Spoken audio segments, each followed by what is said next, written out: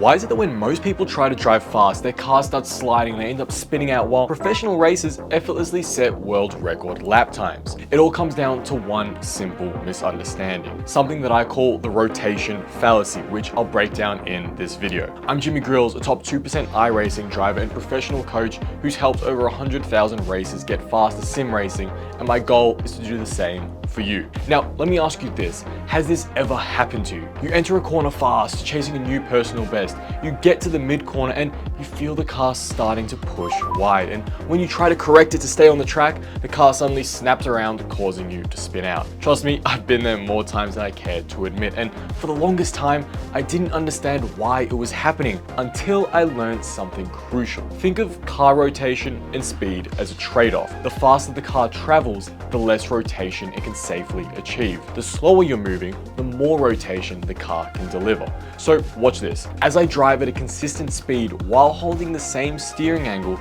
the car draws a perfect circle. And as I increase the speed, the car draws an opening spiral because as we drive faster, it loses its ability to rotate. And as I decrease the speed, the car draws a closing spiral because as we drive slower, the car's ability to rotate increases. We can't expect to get the same level of rotation that we were achieving when we're traveling 50 kilometers compared to when we're driving 180. And this concept is one of the two puzzle pieces that explain how pros effortlessly get killer lap times. So now that we understand how rotation and speed are related, how do we actually determine where that limit of rotation is? We need to first perform 3 different tests while we drive, and each one of these builds on the other, so it's important that you perform them in the order I'm about to say. By the way, if you want to go deeper on this, I break all of this down in my book, Precision Racing, links in the description. But the first test is to determine the car's ability to rotate under braking during the corner entry. Remember, as we decrease speed, we should be able to extract more and more rotation. So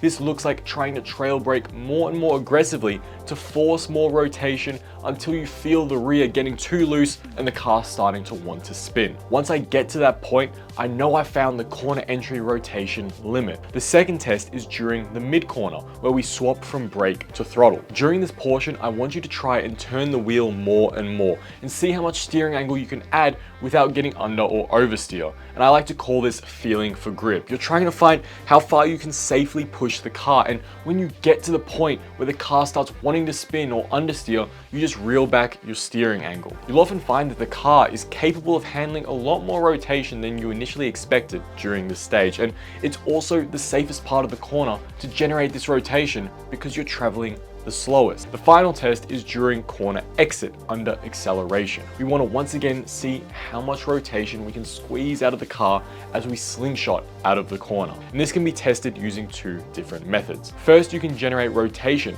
based on how quickly you applied the throttle. So try different throttle application speeds and find out what works best for your car. The other technique is similar to the previous, where you see how much steering angle you can safely maintain while accelerating out of the bend. All 3 of these tests have one core purpose, which I'll get to later, but don't get it twisted. This isn't something you do every lap during a race. You'll destroy your tires and probably cause a crash. This is something you do during testing, or maybe once halfway through a long race, once the car's dynamics have changed and the petrol loss and its degradation, etc, etc. But if you were to watch someone driving like this, it looked like they were pushing the car way over its limit. The rear would be stepping out and look completely out of control. A far reach from what pro drivers look like, which surprisingly looks almost slow when they put in a good lap. So how do we get to that level of effortlessness? This is where we combine both the first and second puzzle pieces of the mystery together. The first piece was understanding the relationship between rotation and speed, and the second was learning how to test what rotation the car